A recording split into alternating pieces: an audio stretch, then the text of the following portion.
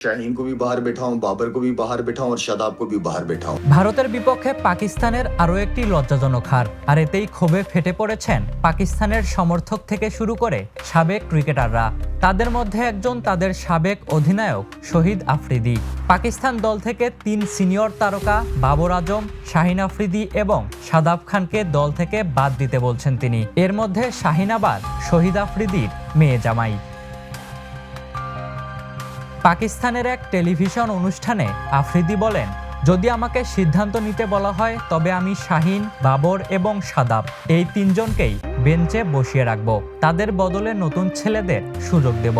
নামিবিয়ার বিপক্ষে পরের ম্যাচে আমি তরুণদের ওপর বাজি ধরতাম।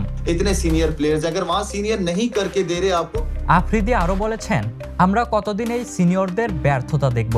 বারবার তাদের সুযোগ দেয়া হচ্ছে এই আশায় যে তারা ভারতের মতো দলের বিপক্ষে পারফর্ম করবে, কিন্তু প্রতিবারই তারা ব্যর্থ হচ্ছে।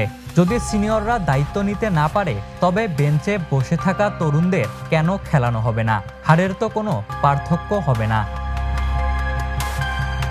কলম্বোয় গত 15 ফেব্রুয়ারির ম্যাচে ভারতের বিপক্ষে পাকিস্তানের সিনিয়রদের পারফরমেন্স ছিল হতাশাজনক।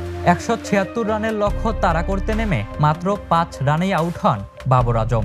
শাহিন আফ্রিদি মাত্র 2 ওভার বল করে 31 রান দেন, আর শাদাব খান বল হাতে 1 ওভারে 17 রান দেওয়ার পর ব্যাট হাতেও ব্যর্থ হয়েছেন। আর এতেই 61 রানের ব্যবধানে হেরে গেছে পাকিস্তান, আর যার কারণে ক্ষোভে ফেটে পড়েছেন আফ্রিদিরা। Ishtiaq Mahin, the news.